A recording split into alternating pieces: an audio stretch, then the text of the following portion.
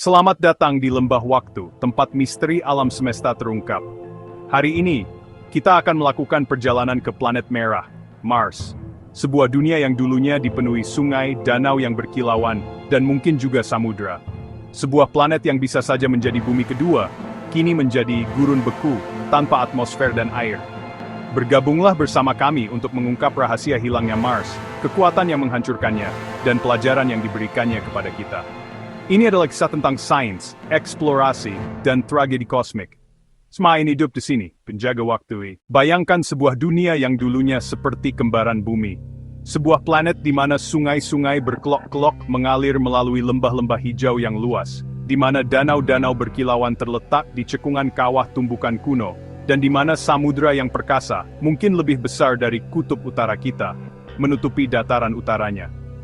Langitnya bukan merah muda berkarat yang biasa kita lihat hari ini, tapi biru pucat yang lembut, dihiasi awan-awan es air yang seperti kapas.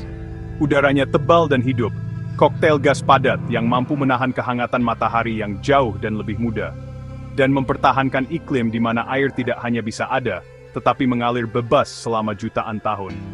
Di lingkungan ini, kaya akan bahan-bahan penting dan sumber energi untuk kehidupan. Tidak mustahil bahwa kehidupan itu sendiri bisa berakar. Ini bukan fantasi fiksi ilmiah. Ini adalah Mars, tetangga planet terdekat kita. Sebuah dunia yang mungkin bisa menjadi tempat lahir biologi lain di tata surya kita. Tapi ketika kita melihat Mars hari ini, melalui lensa pengorbit kita dan mata penjelajah kita tidak melihat dunia yang bersemangat dan mirip bumi ini. Kita melihat gurun merah dan beku, lanskap kesuburan dan keheningan yang mendalam, dihiasi badai debu beracun seukuran benua dan tanpa henti dibombardir oleh radiasi kosmik dan matahari. Atmosfernya sangat tipis, sehingga hampir seperti ruang hampa, sisa-sisa tipis yang tidak memberikan perlindungan berarti. Air cair telah lenyap dari permukaan, entah menguap ke dalam kehampaan luar angkasa, atau terkunci jauh di bawah permafrost berdebu, beku, dan abadi. Kontras antara potensi masa lalu ini dan kenyataan sekarang adalah salah satu teka-teki paling mendalam dalam ilmu planet. Bagaimana dunia ini mati? Jawabannya tidak ditemukan dalam satu bencana dramatis, tumbukan asteroid atau ledakan bintang, tetapi dalam erosi yang lambat, tak terhindarkan, selama miliaran tahun. Ini adalah kisah pencurian yang telah berlangsung selama berabad-abad, diatur oleh tangan yang tak terlihat, namun tak kenal lelah. Matahari. Data saat ini menunjukkan bahwa setiap detik, angin matahari menghilangkan sekitar 100 gram atmosfer Mars. Sebuah pencurian diam-diam dan abadi yang, selama waktu geologi, telah melucuti planet ini dari napas vitalnya dan akhirnya, kemampuannya untuk mendukung biosfer. Esai ini adalah penyelidikan kosmik tentang kematian Mars. Kita akan melakukan perjalanan dari masa mudanya yang hangat dan basah, hingga keadaannya yang dingin dan kering saat ini. Memeriksa tempat kejadian perkara, memahami korbannya, dan mengidentifikasi pelakunya. Kita akan menyelami peran penting medan magnet planet, sifat kekerasan bintang pemberi kehidupan kita, dan keseimbangan yang rapuh, yang memisahkan dunia yang hidup dari dunia yang mati.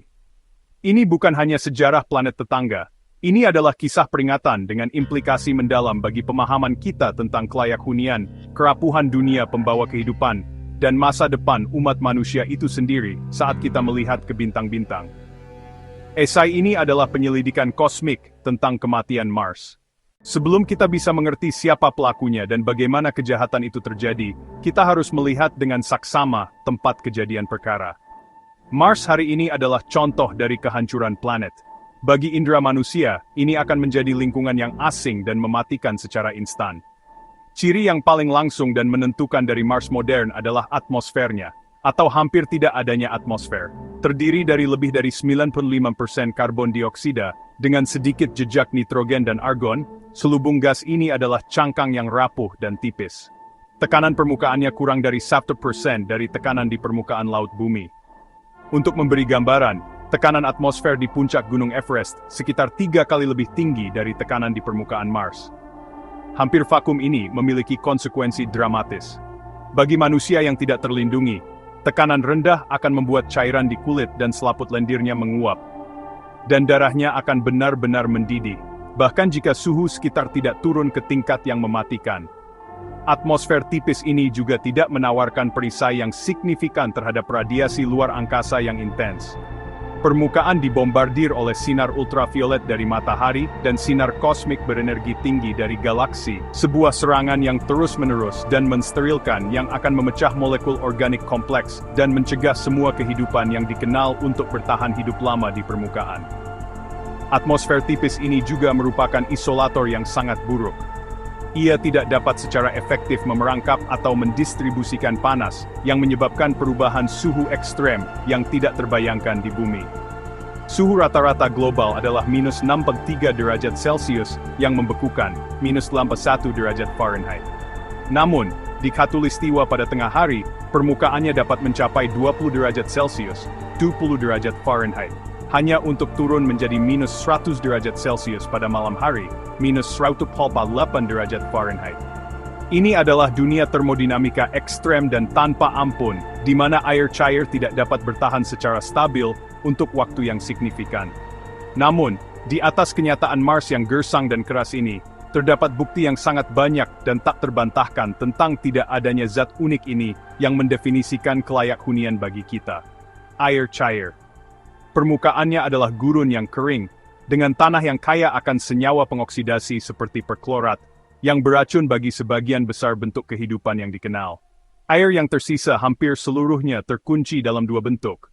Sebagai cadangan es air yang luas di tudung kutub, yang merupakan campuran air dan karbon dioksida beku, atau es kering, dan es bawah permukaan atau air payau, yang berpotensi terkubur jauh di dalam kerak. Kondisi yang sangat kering berarti jika es mencair sebentar, ia akan menyublim hampir seketika menjadi uap. Namun, di atas kenyataan Mars yang gersang dan keras ini, terdapat bukti yang sangat banyak dan tak terbantahkan bahwa air pernah mengalir di sana dalam jumlah besar. Ini adalah paradoks utama yang mendorong ilmu pengetahuan Mars. Petunjuk pertama datang dari misi Mariner 9 pada tahun 1971, yang saat tiba selama badai debu global, kemudian mengungkapkan permukaan dengan saluran dan dasar sungai kering, yang secara jelas menunjukkan banjir dahsyat di masa lalu yang jauh. Ini bukan sekadar aliran kecil, ini adalah saluran yang diukir oleh volume air yang jauh melampaui aliran sungai Amazon. Kemudian, pengorbit faking memberikan gambar dengan resolusi yang lebih tinggi lagi, menunjukkan tidak hanya saluran banjir dahsyat, tetapi juga jaringan lembah bercabang yang lebih kecil yang sangat mirip dengan lembah sungai di bumi, yang terbentuk selama jutaan tahun curah hujan yang berkelanjutan, dan limpasan permukaan. Tetapi bukti yang paling meyakinkan datang dari armada penjelajah yang telah menjelajahi permukaan Mars. Penjelajah Opportunity menemukan bola hematit, blueberry, dan stratifikasi silang sedimen yang dengan jelas menunjukkan lingkungan air di masa lalu. Penjelajah Curiosity yang menjelajahi Kawagele memberikan pelajaran master dalam paleontologi Mars, bukan tentang kehidupan, tetapi tentang lingkungan. Ia memeriksa batuan sedimen berlapis, lempung smektit, dan garam sulfat, mineral yang hanya terbentuk melalui kontak yang lama dengan air cair pH netral. Lapisan geologis ini menceritakan kisah danau purba yang memenuhi Kawagele, mungkin selama jutaan tahun, menahan air cukup lama untuk lingkungan kimia yang kompleks dan dinamis terbentuk, yang, menurut semua standar bumi, akan mendukung kehidupan mikroba. Tempat kejadian perkara oleh karena itu menyajikan misteri yang jelas dan menarik bagi kita. Dunia yang sekarang merupakan gurun beku, yang disapu radiasi. Dulunya adalah dunia dengan air mengalir, danau yang stabil, dan atmosfer yang tebal dan protektif. Transformasi dari satu keadaan ke keadaan lain ini adalah peristiwa perubahan iklim terbesar yang pernah didokumentasikan di tata surya kita. Untuk memecahkan misteri ini, kita harus memutar kembali jam kosmik 4 miliar tahun. Untuk memahami tragedi Mars, pertama-tama kita harus menghargai kejayaannya yang telah hilang. 4 miliar tahun yang lalu, selama periode Noachian, Mars adalah dunia yang sangat berbeda. Itu adalah planet yang aktif, dinamis, secara geologis kuat, dan beriklim sedang. Mars muda sangat aktif secara vulkanik. Gunung berapi yang menjulang tinggi, termasuk Olympus Mons yang kolosal, gunung berapi terbesar di tata surya, menjulang hampir 22 km, memuntahkan gas dalam jumlah besar dari bagian dalam planet. Proses ini, yang disebut pelepasan gas, adalah sumber utama atmosfer Mars purba. Gunung berapi melepaskan sejumlah besar karbon dioksida, uap air, nitrogen dan sulfur dioksida ke udara. Gas-gas ini menumpuk membentuk selimut atmosfer yang tebal dan padat, jauh lebih padat daripada yang ada saat ini. Atmosfer yang tebal ini adalah kunci kehangatan awal Mars. Meskipun matahari muda sekitar 25 hingga 30% lebih redup dan lebih dingin daripada hari ini, sebuah paradoks yang disebut paradoks matahari muda redup, yang juga berlaku untuk bumi purba, selubung gas ini menciptakan efek rumah kaca yang kuat. Karbon dioksida dan uap air sangat baik dalam memerangkap radiasi inframerah. Atmosfer bertindak seperti selimut planet, menahan panas matahari yang lemah, dan menaikkan suhu rata-rata global di atas titik beku air. Ini adalah ambang batas yang krusial. Dengan menjaga suhu di atas 0 derajat Celcius, air dapat tetap dalam keadaan cair, dan siklus hidrologi Mars lahir. Dan siklus yang luar biasa itu, hujan turun dari langit biru, mengisi sungai-sungai yang mengukir jalur-jalur bercabang yang rumit di seluruh lanskap. Sungai-sungai ini mengalir ke Danau Kawah, menciptakan badan air yang tenang yang bertahan selama ribuan tahun. Bukti dari Kawah Gale menunjukkan bahwa danau di sana bukanlah fenomena sesaat, melainkan fitur yang bertahan lama, mungkin berfluktuasi selama jutaan tahun, mengendapkan lapisan demi lapisan sedimen.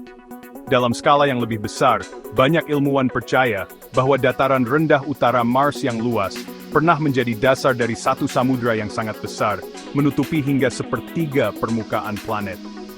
Peta topografi menunjukkan garis pantai, dan data spektral menunjukkan adanya filosilikat dan mineral akuatik lainnya di cekungan-cekungan ini, yang konsisten dengan dasar laut purba. Ini adalah masa keemasan Mars. Selama mungkin 1 miliar tahun, planet ini menikmati kondisi yang sangat mirip dengan kondisi yang ada di bumi muda pada waktu yang sama. Ada air cair, atmosfer tebal, dan iklim yang stabil dan sedang. Bahan-bahan penting untuk kehidupan, seperti yang kita ketahui, air cair, senyawa organik, dibawa oleh meteorit, dan sumber energi, baik surya atau geotermal. Semuanya ada dan mudah diakses. Tidak hanya masuk akal, tetapi, menurut banyak astrobiolog, kemungkinan besar jika kehidupan muncul dengan mudah di planet terestrial dalam kondisi yang tepat, maka kehidupan juga muncul di Mars. Mungkin di sedimen danau Kawah Gale purba itu, atau di sekitar lubang hidrotermal di dasar Samudra Utara, mikroba Mars pertama muncul. Pada saat ini, Mars bukanlah dunia yang mati. Itu adalah dunia dengan potensi yang sangat besar, saudara kandung bumi yang sejati, bahkan mungkin yang hidup. Tapi surga ini rapuh. Di bawah permukaannya yang aktif, krisis internal yang sunyi sedang membara. Kegagalan internal ini akan memicu serangkaian peristiwa yang akan menyebabkan kehancuran akhir planet ini. Akar penyebab krisis ini tidak terletak pada atmosfer atau air, melainkan jauh di dalam inti logam planet ini. Faktor paling penting yang membedakan bumi dari Mars bukanlah lokasi atau keberadaan air, tapi justru keberadaan medan magnet global. Gaya tak terlihat ini dihasilkan oleh dinamo planet, gerakan konvektif besi dan nikel cair di inti luar sebuah planet. Geodinamo ini bertindak seperti generator listrik raksasa, menghasilkan medan magnet dipol yang meluas jauh ke luar angkasa, menciptakan gelembung pelindung yang dikenal sebagai magnetosfer. Mars purba, seperti bumi purba, memiliki dinamo dan medan magnet seperti itu. Bukti untuk ini terukir di batuan tertua di permukaan Mars. Wahana antariksa seperti Mars Global Surveyor NASA telah mendeteksi medan magnet lokal yang kuat, yang membeku di medan kuno yang banyak kawah di dataran tinggi selatan. Garis-garis magnetik ini adalah sisa-sisa fosil dari medan yang dulunya global. Pola-pola mereka mengingatkan pada garis-garis magnetik yang ditemukan di dasar laut bumi, yang merekam pembalikan medan magnet kita sendiri. Perisai magnetik ini adalah garis pertahanan pertama dan terpenting Mars. Ia bertindak sebagai penghalang, memblokkan aliran partikel bermuatan yang terus-menerus yang membentuk angin matahari. Dengan mendorong angin ini mengelilingi planet, magnetosfer mencegahnya berinteraksi langsung dengan dan mengikis atmosfer atas. Atmosfer awal, yang pada gilirannya memungkinkan air cair bertahan di permukaan. Namun, keadaan pelindung ini tidak bertahan lama. Kelemahan fatal Mars adalah ukurannya. Dengan radius hanya 3.990 km, Mars hanya sekitar setengah ukuran bumi, dan hanya memiliki sekitar 1/10 massa bumi. Ukuran yang lebih kecil ini memiliki konsekuensi bencana bagi kelayak hunian jangka panjangnya. Planet yang lebih kecil memiliki rasio volume terhadap luas permukaan yang lebih kecil, yang berarti ia kehilangan panas dari pembentukannya, dan dari peluruhan radioaktif di bagian dalamnya jauh lebih cepat daripada planet yang lebih besar. Bayangkan kentang panggang kecil mendingin jauh lebih cepat daripada yang besar. Akibatnya, inti besi cair Mars mulai mendingin dan memadat jauh lebih cepat daripada bumi. Saat mendingin, gerakan konvektif yang menggerakkan dinamo planet melambat, melemah, dan kemudian, sekitar 4 miliar tahun yang lalu, berhenti sama sekali. Geodinamo berhenti, medan magnet runtuh, dan magnetosfer pelindung Mars lenyap. Ini adalah momen penting dalam sejarah Mars. Planet itu telanjang, atmosfernya tiba-tiba terbuka dan rentan. Pertahanan utama terhadap agresi matahari yang tak henti-hentinya telah dilucuti. Panggung kini telah siap untuk babak terakhir tragedi, sebuah tindakan erosi kosmik yang lambat, yang akan berlangsung selama beberapa miliar tahun ke depan. Sang Algojo sudah siap, dan senjatanya adalah angin matahari. Matahari, bintang yang memberi kita kehidupan, sumber energi yang menggerakkan hampir setiap ekosistem di bumi, juga punya sisi yang ganas dan merusak. Dia bukan bola api yang tenang, tapi pusaran fusi nuklir dan magnetisme yang rumit.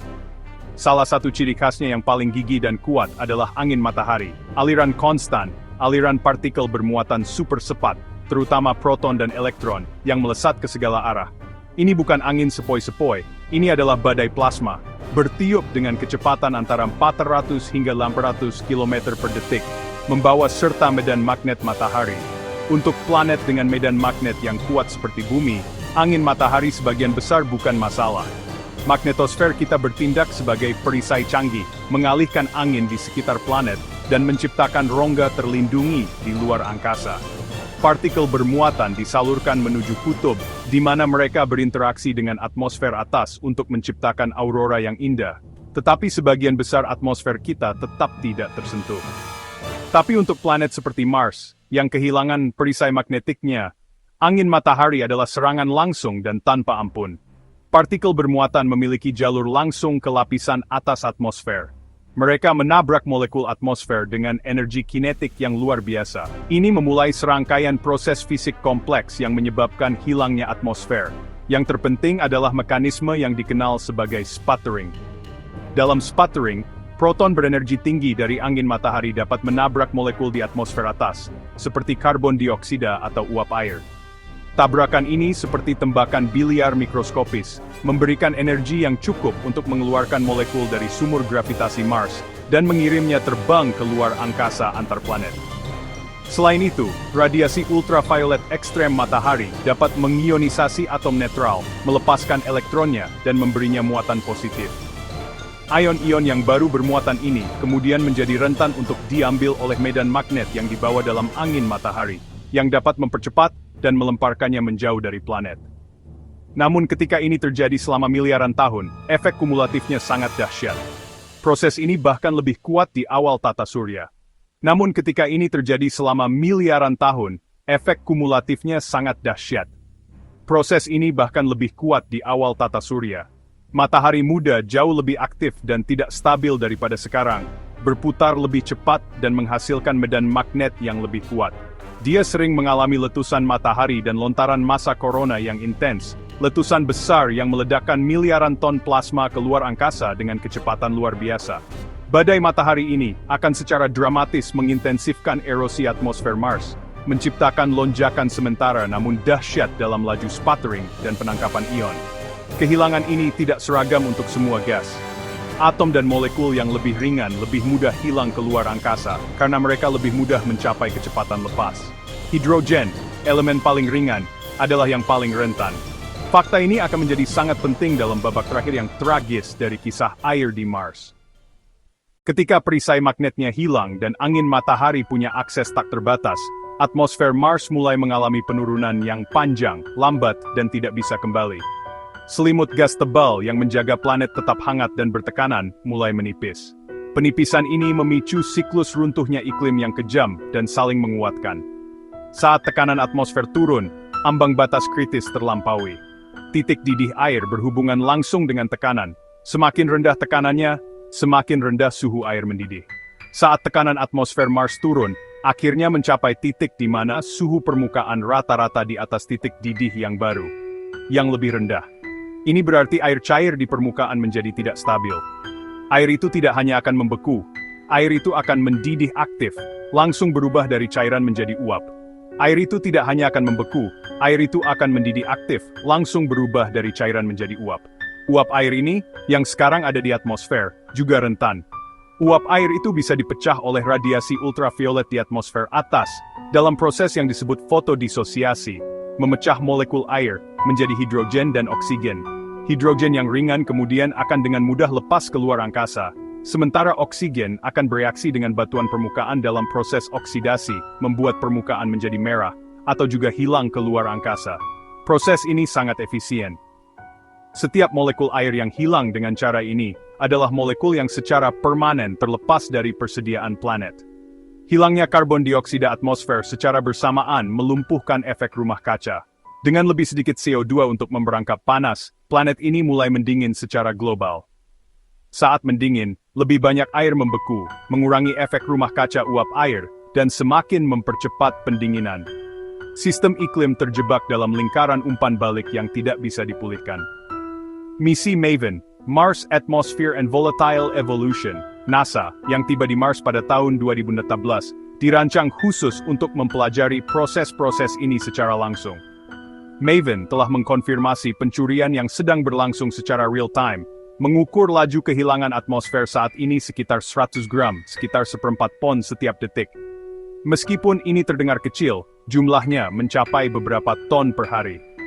Lebih penting lagi, MAVEN mengamati apa yang terjadi selama badai matahari. Ketika lontaran massa corona menghantam Mars pada tahun 2015, laju kehilangan atmosfer meningkat 10 hingga 20 kali lipat. Ini memberikan gambaran penting tentang masa lalu, menunjukkan bagaimana matahari muda yang lebih ganas akan secara dramatis mempercepat pengikisan atmosfer planet. MAVEN juga mengamati faktor lain yang memperburuk keadaan.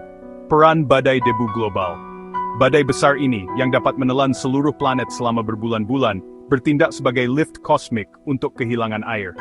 Debu menyerap radiasi matahari, memanaskan atmosfer, dan menyebabkannya mengembang.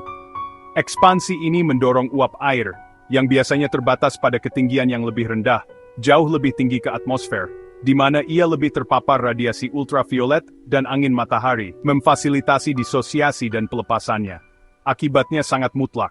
Danau dan sungai mengering, airnya menguap ke angkasa atau membeku padat di bawah debu.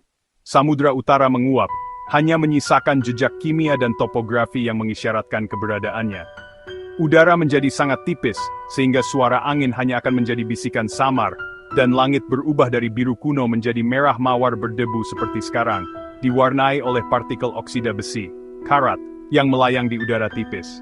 Aktivitas vulkanik internal planet juga berkurang karena inti terus mendingin, memutus sumber utama gas atmosfer baru. Planet ini terjebak dalam keadaan dingin, kering, dan tanpa udara. Transformasi itu selesai, Mars telah mati. Kisah Mars bukan hanya cerita sejarah tentang planet yang mati.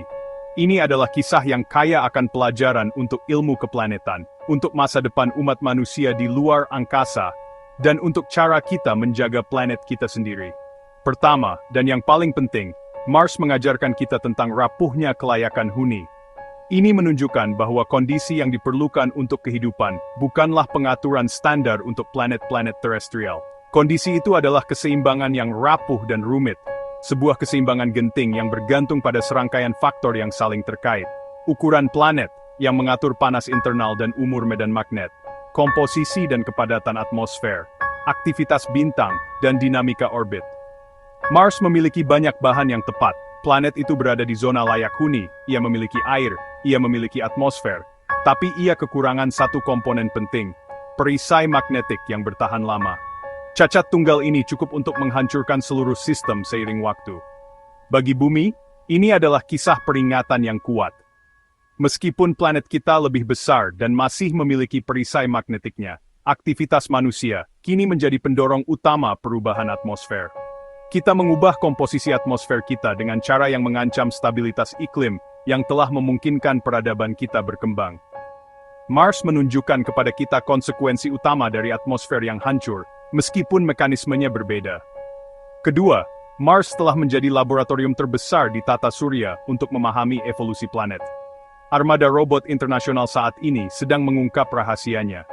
Rover Curiosity dan Perseverance milik NASA bertindak sebagai ahli geologi lapangan, menjelajahi dasar danau kuno dan delta sungai, mengebor batu, dan menganalisis kimia dengan tingkat detail yang dulunya tak terbayangkan. Perseverance secara khusus menyimpan sampel untuk misi kembali ke bumi di masa depan, di mana mereka dapat dipelajari di laboratorium yang jauh lebih canggih daripada apapun yang dapat dikirim ke Mars.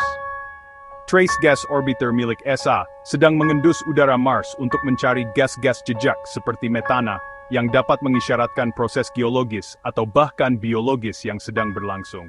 Rover Zhurong milik Tiongkok dan Orbiter Hope milik UAE menambahkan perspektif global baru tentang iklim dan geologi planet ini. Setiap data baru menambahkan potongan lain ke teka-teki, menyempurnakan pemahaman kita tentang berapa lama Mars basah, bagaimana lingkungannya berubah, dan apakah ia pernah menjadi tempat tinggal bagi kehidupan. Ini mengarah pada warisan utama ketiga, inspirasi untuk masa depan. Kematian Mars secara alami menimbulkan pertanyaan, bisakah kita menghidupkannya kembali? Konsep terraforming, secara harfiah, membentuk bumi, Mars adalah salah satu ide paling ambisius dalam sains. Proposal-proposalnya bervariasi dan sangat kompleks, termasuk melepaskan gas rumah kaca. Kita bisa sengaja melepaskan gas rumah kaca yang kuat seperti klorofluorokarbon atau perfluorokarbon dari sumber buatan, atau dengan menguapkan lapisan es kutub yang kaya CO2. Ini akan menebalkan atmosfer dan memicu efek rumah kaca yang tak terkendali untuk menghangatkan planet. Medan magnet buatan. Mungkin proposal paling futuristik melibatkan penciptaan magnetosfer buatan. Ini bisa dilakukan dengan menempatkan sebuah dipol magnet superkonduktor di titik Lagrange L1 matahari Mars, titik keseimbangan gravitasi antara kedua benda. Parasol magnetik ini secara teoritis dapat memblokkan angin matahari, secara efektif menciptakan kembali perisai pelindung yang hilang dari Mars miliaran tahun yang lalu. Dan prosesnya akan memakan waktu berabad-abad, jika bukan ribuan tahun. Dan prosesnya akan memakan waktu berabad-abad, jika bukan ribuan tahun. Ada juga pertanyaan etis yang mendalam tentang apakah kita harus mengubah planet lain secara fundamental, dan hak apa yang mungkin dimiliki oleh kehidupan mikroba Mars asli yang potensial, jika ada. Namun, tindakan merenungkan proyek semacam itu mendorong batas-batas rekayasa kita, imajinasi kita, dan peran kita sebagai spesies dengan pengaruh skala planet. Kisah Mars adalah sebuah cerita kosmik yang ditulis dengan atom, radiasi, dan bebatuan selama lebih dari 4 miliar tahun. Ini adalah kisah tentang sebuah janji, tentang sebuah dunia yang lahir dengan segala kelebihannya, kembaran potensial bagi bumi yang memiliki sungai, danau, samudra, dan langit biru yang melindungi. Ini adalah kisah tentang kelemahan fatal dari dalam inti yang mendingin yang menyebabkan kegagalan perisai magnetik planetnya. Dan ini adalah kisah tentang eksekusi yang lambat dan tanpa henti, pengikisan atmosfer dan airnya oleh bintang yang memberinya cahaya, mengubahnya menjadi gurun merah beku yang kita amati hari ini. Mars kini berdiri sebagai penjaga sunyi di langit malam kita, pengingat konstan akan sifat dinamis dan seringkali tak kenal ampun dari evolusi planet. Pemandangan tandusnya membisikkan peringatan tentang kerapuhan keseimbangan halus yang membuat sebuah dunia dapat dihuni. Tapi mereka juga berteriak sebagai sebuah tantangan. Mereka mendorong rasa ingin tahu ilmiah kita, penjelajah robot kita, dan impian kita untuk suatu hari menginjakkan kaki di dunia lain. Penyelidikan atas kematian Mars telah memberi kita berkas kasus dingin pamungkas. Dan dalam menyelesaikannya, kita tidak hanya belajar tentang masa lalu tetangga kita, tetapi juga memperoleh wawasan yang tak ternilai tentang masa kini dan masa depan planet kita sendiri. Planet merah sudah mati, tetapi warisannya lebih hidup dari sebelumnya, membimbing pencarian kita untuk memahami tempat kita di alam semesta.